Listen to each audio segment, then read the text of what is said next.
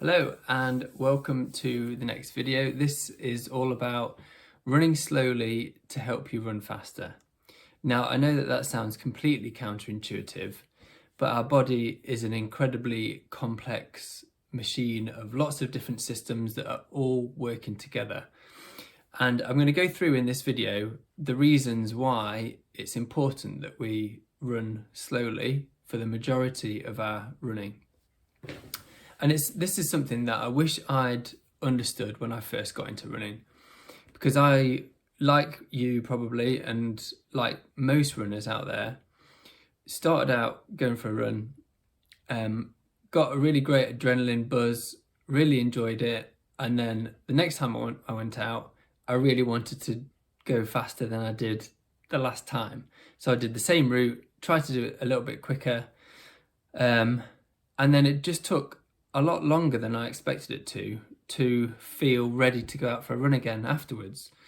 So my muscles, particularly my calf muscles for me, but it could be different muscles for different people, really seemed to struggle to recover and then adapt to what I wanted them to adapt to, so I could go out again and get faster again. And it's really important to understand that with your running fitness, what you need is patience. You need to give yourself a good 10 to 12 weeks to really start to see the benefits of running. So if you've started running in the past, got 4 or 5 weeks in and then given up because you feel like you're not getting anywhere, it's because you haven't given your body enough time to adjust to what you want it to do in order for it to adapt and then get better. All right, so you really do need to give yourself 10 to 12 weeks. Some people a little bit longer than that because we're all genetically different, in order to really realise those benefits. So if you do feel like you're struggling at any point, let someone know, talk to them through it, tell them how long you've been doing it for, and then give yourself one more week, okay? Just give yourself another week. Keep going for another week, see how you feel then. If nothing's happened, go another week. And I tell you, honestly, it won't be long until you realise, actually, yeah, you were right. It does take a good few months before everything starts to kick in and fall into place. It's just like children and their learning. You know, you give them a pair of shoes, try to tie the laces, absolutely no idea. Keep practicing, and then suddenly the penny drops, and then they're flying. They can do it by themselves every single time after that. And you're not sure when that little spark happens. And it's the same with your body as well. All of a sudden, you'll just feel a lot fitter. You'll feel like you can go for longer. And it's those moments of realization, which a lot of people don't realize them in the moment, but then they look back and go, oh yeah, all of a sudden I could do that, and I didn't think I could before. So I'm not going to try and get you all bogged down in lots of physiology and sports science, but I am going to talk through a few little things. So the first one is energy systems. So the way that your body works, you have a few different energy systems. One is called the oxidative energy system. So this is the system in your body that uses oxygen to help power your muscles and get you going, get you moving.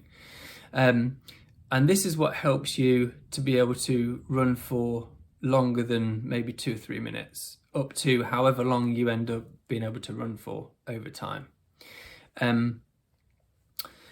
The other energy systems are what sprinters use more of. So these are the energy systems that are great for helping you run really fast, but the energy stored in them is small, so it only powers you for a very short amount of time.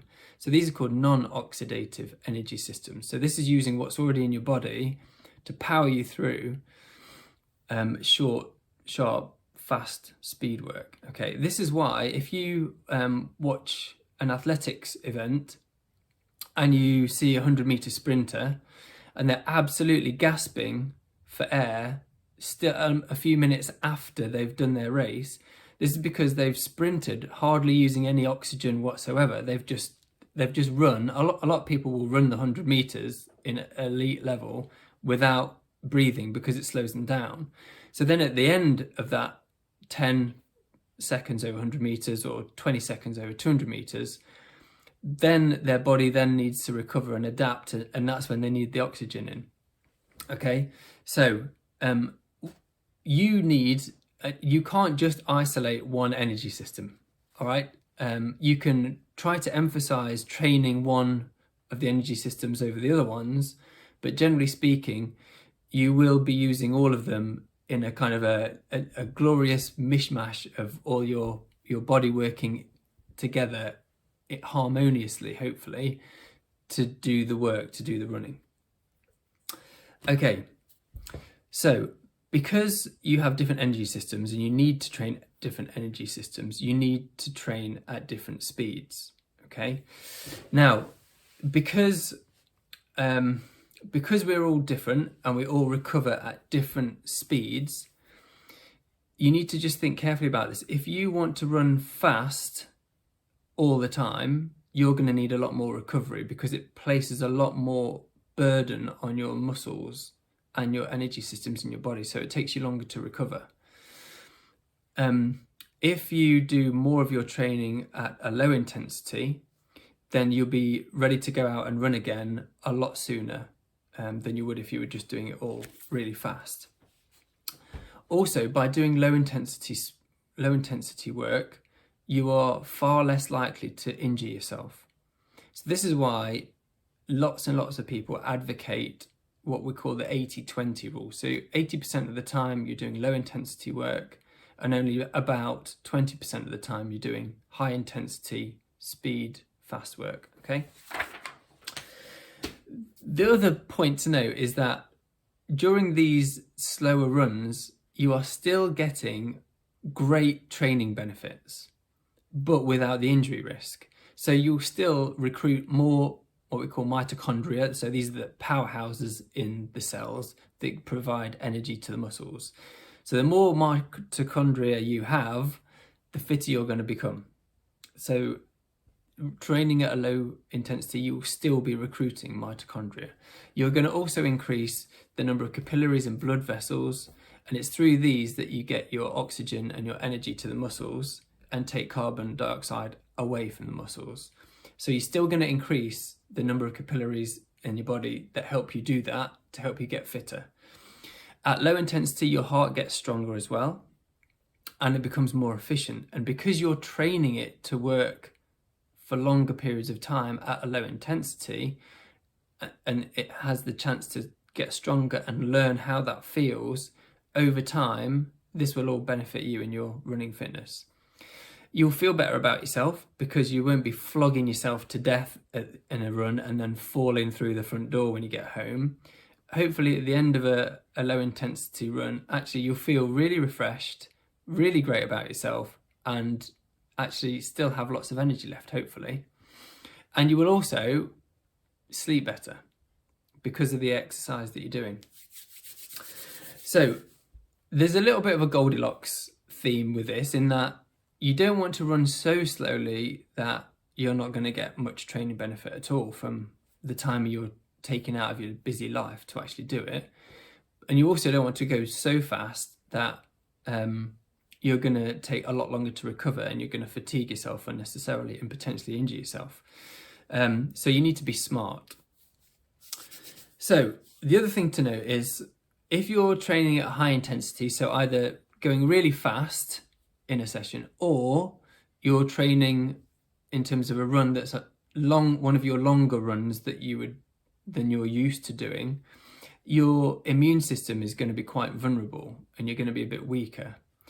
So that's really important that you're looking after yourself when you've done a run like that. So getting in protein at the end of a run, making sure that you're hydrating properly all the time, and that you're giving yourself enough sleep as well.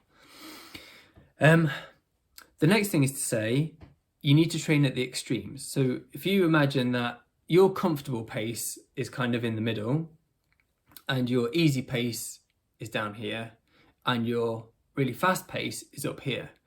In order to move what you find is your comfortable pace, you need to train at this end, because you're getting all the benefits without the injury risk at the lower end, and you need to train at the higher, faster end, so you're training your body to learn what it's like to run faster.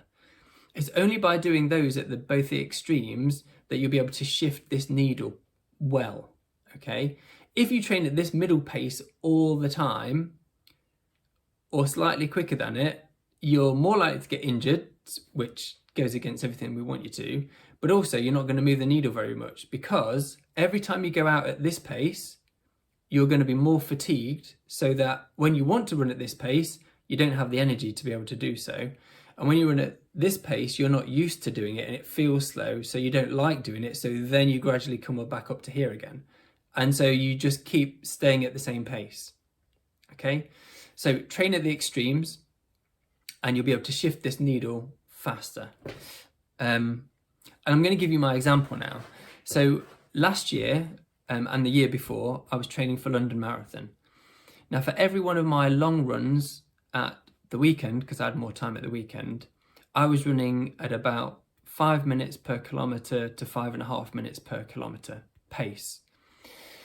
And I was gradually building up the distance for those.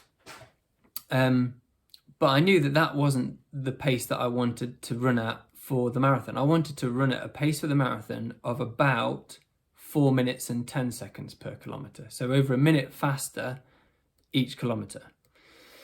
So the work I was doing during the week was more aimed at speed work, going a bit faster than that pace. Getting used to practicing that pace in some of my runs as well. So I was used to what it felt like to run at that pace. But then my longer runs, so the majority of my weekly running was run much slower. And the reason for that was, like I've said just to you now, was to prevent injury, to get all the training benefits from being able to do so, so that when it came to the time that I wanted to run really fast, I was able to, because I wasn't too tired, I wasn't injured, I wasn't too fatigued, but I had everything in my body able to help me run at that speed. And it did, which was great news. But feel free to go and have a look at my Strava, and you'll see, if you track back, look at my longer weekend runs, and you'll see quite often that my longer runs are significantly slower than the actual speeds I'm capable of running. All right, and that is the same for pretty much any athlete who knows the kind of stuff that I know. Right, so in order to train really well, you need to train at the extremes. Yes, enjoy the time running at a comfortable pace as well, but be mindful not to keep going out trying to better your time every single time you go out for a run, because you will just inevitably get injured, okay? As much as you think you're Superman or Superwoman and you're invincible, I'm afraid that isn't the case. And whether or not it's a muscular injury that you get, or something like plantar fasciitis or bone issues, it will catch up with you. So please, please, please do take my advice. Learn the easy way rather than the hard way by getting injured, because that's a horrible way to learn. And what you really want to do is save your best for when you want to do your best. So if you're competitively minded, of course, you know, if it's a race that you're building towards, you want to make sure that you can give your best on race day, not 2 weeks before showing off in your training. Okay, so training helps you to get fitter as long as it is smart. Okay, I'll see you on the next video.